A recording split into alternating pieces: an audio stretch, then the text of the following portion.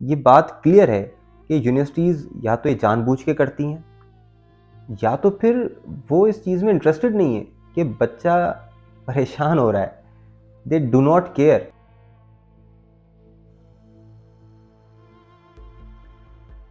क्या एक टीचर और एक बच्चा कभी दोस्त बन सकते हैं? यानी एक टीचर और एक स्टूडेंट कभी दोस्त हो सकते हैं?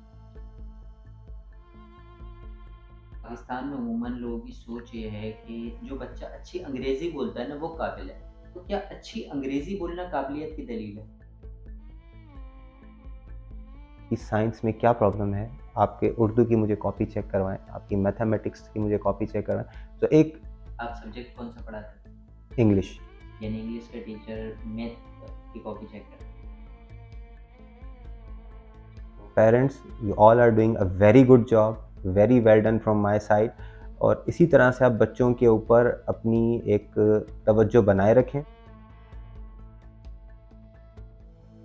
अस्सलामु अलैकुम ख़वातीन व हज़रात, मेरा नाम है गुलाम मुर्तज़ा और आप देख रहे हैं मेरा यूट्यूब चैनल मुर्तज़ा व्लॉग्स। आज मेरे साथ जो शख्सियत मौजूद है, एजुकेशन सेक्टर में बहुत बेहतरीन काम कर रहे हैं। फरजान शहज़ाद, बहुत शुक्रिया आपके वक़्त का।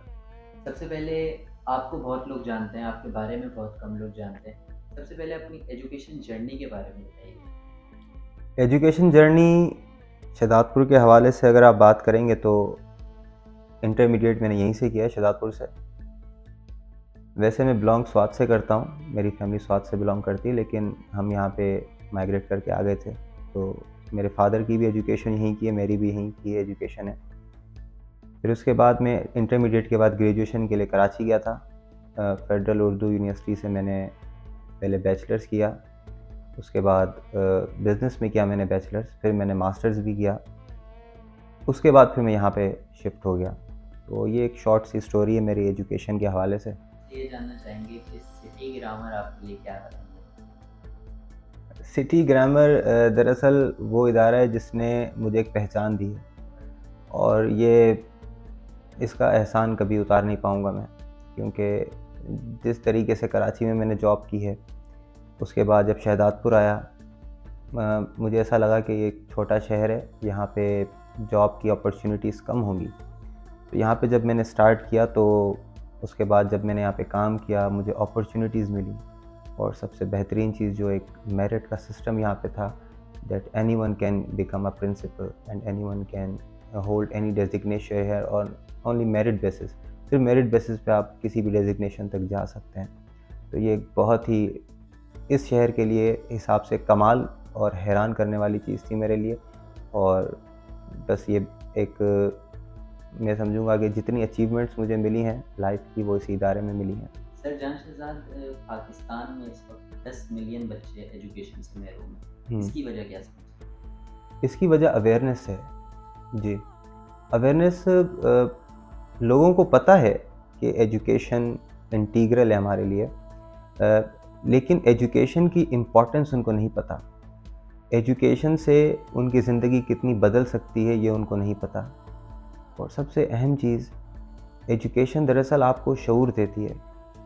शऊर को अगर हम सिंप्लीफाई करें ना, तो शऊर का मतलब होता है सही और गलत की तमीज़। ज़रूरी नहीं कि एजुकेशन आपको इंजीनियर, डॉक्टर, ये सारी चीज़ें आपको हासिल होती हैं, लेकिन सबसे बड़ी चीज़ जो एजुकेशन आपको देती है, सही और गलत की तमीज़ देती है।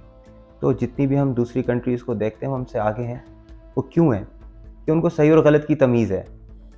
और हमें अगर सही और गलत की तमीज़ नहीं है, वो सिर्फ़ इसी वजह से है कि एजुकेशन की अवेयरनेस और इम्पोर्टेंस हमें नहीं पता। अगर ये बेसिक चीज़ हम बताएँ लोगों को कि इससे सही और गलत की तमीज़ पैदा हो जाएगी आपके बच्चों में, तो आई थिंक आजकल हर एक इंसान को एजुकेशन की ज़रूरत है। अच्छा सर, एक अच्छे टीचर में आप क्या क्वालिटीज़ देखना चाहते हैं? या एक अच्छे टीचर में क्या क्वालिटीज़ होती हैं? एक अच्छा टीचर वही मेरे नज़दीक है, जो कि बच्चों को एक अच्छे तरीके से इंस्पायर कर सके। इट डज़न्ट मैटर कि वो कौन-सा सब्जेक्ट पढ़ा रहा है। कभी भी सब्जेक्ट इम्पोर्टेंट नहीं होता, हमेशा टीचर इम्पोर्टेंट होता है। काफ़ी दफ़ा एक इस्लामियत पढ़ाने वाला टीचर भी बच्चों को इंस्पायर कर सकता है साइंस पढ़ने के लिए। तो टीचर बेसिकली स्टूडेंट का एक रोल मॉडल होता है।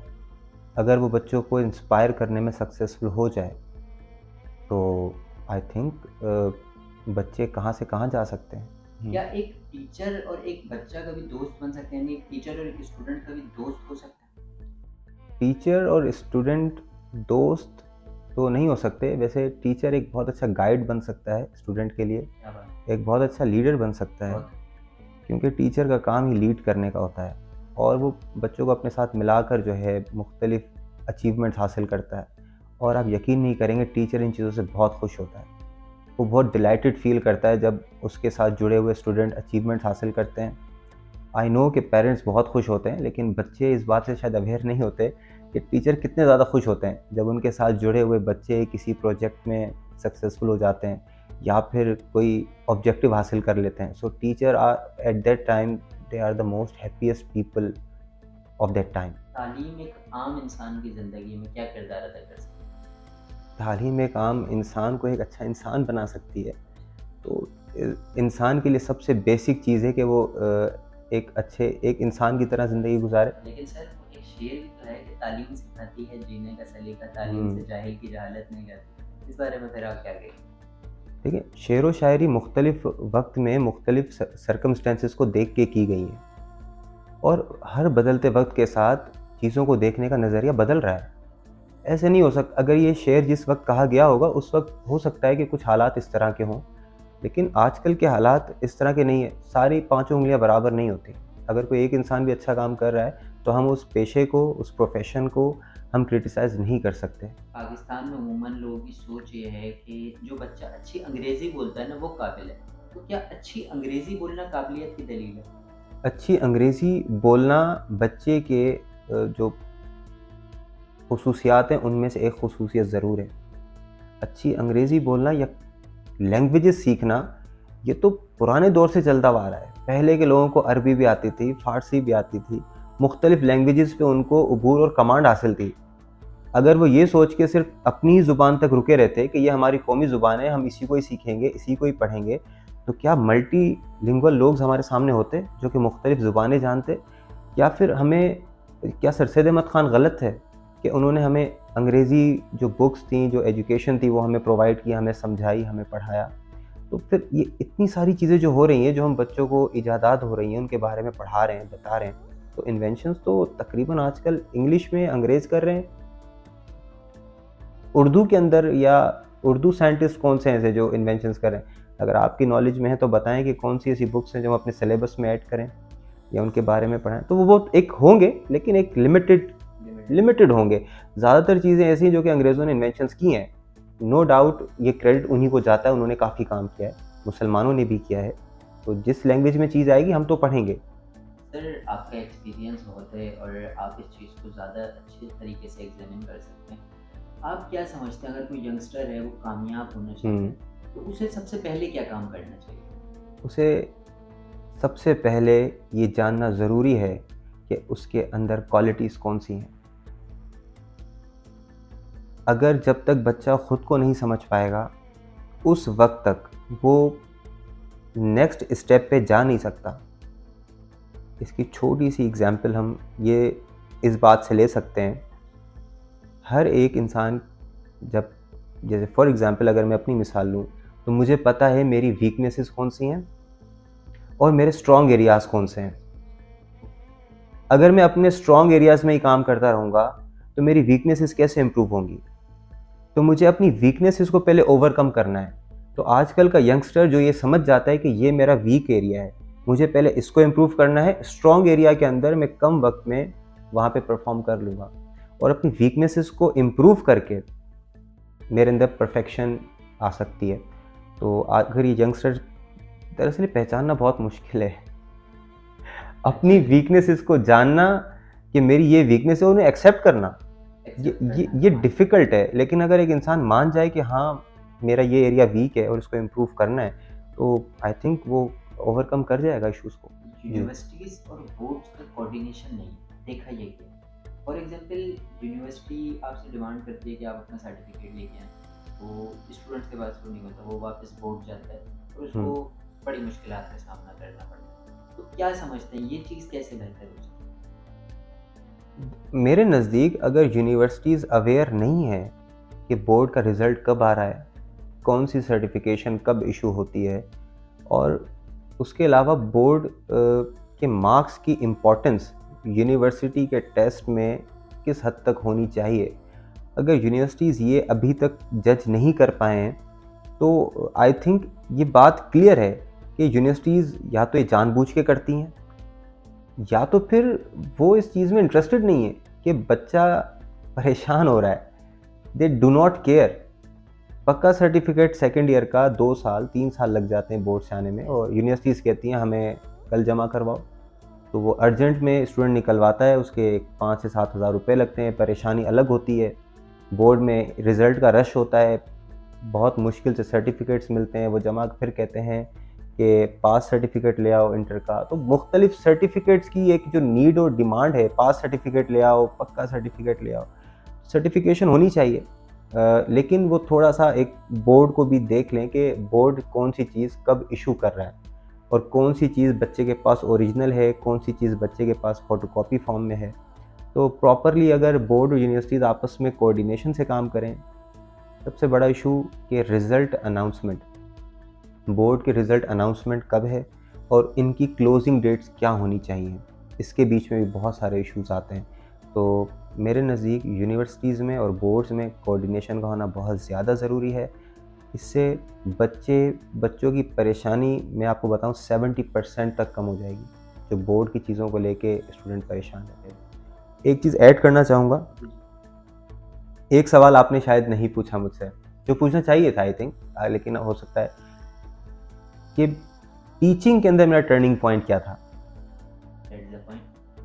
एज अ टीचर मैंने ज्वाइन तो किया था, लेकिन इसमें टर्निंग पॉइंट कहाँ पे है, मैंने क्यों इस फील्ड को परसू किया, कंटिन्यू किया। एज अ टीचर मैंने ज्वाइन किया, मेरा फर्स्ट टर्निंग पॉइंट था when I became the class teacher. और जब मैं क्लास टीचर बना, उसके बाद जो मैंने एफर्ट्स की और जिस तरीके से मैंने एज अ क्लास टीचर अपनी ड्यूटीज़ परफॉर्म की, वो एक टर्निंग पॉइंट था। और उसमें जो क्लास थी मेरी, वो मुझे अपनी टीम नज़र आती थी, और मैं चाहता था वो हर एक कोच क्या चाहता है अपनी टीम से कि हर प्लेयर परफॉर्म करे, या वो चाहता है कि 11 में से 10 परफॉर्म करें, 11 परफॉर्म करें। तो जब आप एक टीम लेके चलते हैं तो आप समझते हैं सब परफॉर्म करें। तो जो लास्ट रो का स्टूडेंट होता था, उसको भी मैं पॉइंट करके कहता था कि बेटा आप की साइंस में क्या प्रॉब्लम है, आपके उर्दू की मुझे कॉपी चेक करवाएं, आपकी मैथमेटिक्स की मुझे कॉपी चेक करवाएं। तो एक आप सब्जेक्ट कौन सा पढ़ाते थे? इंग्लिश। यानी इंग्लिश का टीचर मैथ की कॉपी चेक करते? बिकॉज 6 to 8 क्लासेस में प्राइमरी लेवल पे हम मुख्तलिफ सब्जेक्ट्स पे ग्रिप रखते हैं। मेरी मुख्तलिफ सब्जेक्ट्स पे ग्रिप थी, science, mathematics and also other subjects. लेकिन पढ़ाता मैं इंग्लिश था क्योंकि that was my interested area, इसीलिए मुझे शौक था उस इंग्लिश और इंग्लिश ग्रामर साइड पे। लेकिन मैं उनकी हर चीज़ चेक करता था, हर कॉपी चेक करता था। तो ये क्लास टीचर की अगर एक क्लास टीचर की तरह काम करने लग जाए, तो आप समझ जाएं कि आपके मेजर इश्यूज रिजॉल्व हो गए, होंगे नहीं, हो गए, अगर एक क्लास टीचर इफ़ेक्टिवली काम करे। क्लास टीचर का इफ़ेक्टिवली काम करना ये नीड ऑफ टाइम है। ये बहुत इंपॉर्टेंट है एजुकेशनल सिस्टम के लिए कि क्लास टीचर को इफ़ेक्टिव बनाया जाए और उसे आई थिंक कुछ अथॉरिटीज़ भी दी जाएँ, उसे कुछ पावर्स भी दिए जाएँ कि क्लास टीचर इफ़ेक्टिवली परफॉर्म कर सके, जो कि मुझे मिली, इस इदारे ने मुझे दी, अप्रिशिएट किया, और हमेशा जो भी मेरी सजेशंस थी उनको सराहा। तो मुझे बहुत अच्छा लगा एज अ क्लास टीचर काम करने में। तमाम देखने वालों को आखिर में आप क्या कहना चाहिए? मेरे देखने वाले आई होप स्टूडेंट्स भी हैं और पेरेंट्स भी हैं। तो स्टूडेंट्स के लिए एक ही मेरी तरफ से मशवरा होगा कि आप हमेशा 2 तरह की चीज़ें हैं, एक सही और एक गलत, तीसरी किस्म की कोई चीज़ नहीं होती। तो हमेशा सही को चूज़ करें, गलत से बचने की कोशिश करें और बचें। जब तक आप सही ऑप्शंस को क्लिक करते रहेंगे, आपकी सक्सेस स्टोरी बहुत ही बेहतरीन बनेगी, और जब तक आप गलत ऑप्शंस को क्लिक करेंगे, आपकी सक्सेस स्टोरी कंप्लीट नहीं हो सकेगी। और पेरेंट्स के लिए बहुत इंपॉर्टेंट चीज़ है, पेरेंट्स आजकल अपने बच्चों को लेकर बहुत ही ज़्यादा कॉन्शियस हैं, परेशान रहते हैं उनके फ्यूचर को लेकर। तो उनके फ्यूचर को लेकर परेशानी पेरेंट्स की जायज़ है, पेरेंट्स आजकल बहुत ज़्यादा बच्चों की परवरिश पे टाइम स्पेंड कर रहे हैं. They are trying their level best and I do appreciate today's parents participation in students success. बहुत ज़्यादा पार्टिसिपेट कर रहे हैं पेरेंट्स भी बच्चों की सक्सेस में. तो parents, you all are doing a very good job, very well done from my side. और इसी तरह से आप बच्चों के ऊपर अपनी एक तवज्जो बनाए रखें. उनकी स्टडी प्रोग्रेस को लाजमी आप चेक करें कि बच्चे की स्टडी प्रोग्रेस क्या आ रही है. And students, you know very well, I always say well done everyone, and you are doing a brilliant and nice job. Keep doing the hard work, keep working well, and keep inspiring your teachers and your parents and the people around you, because you are also an inspiration for all of us. Thank you so much.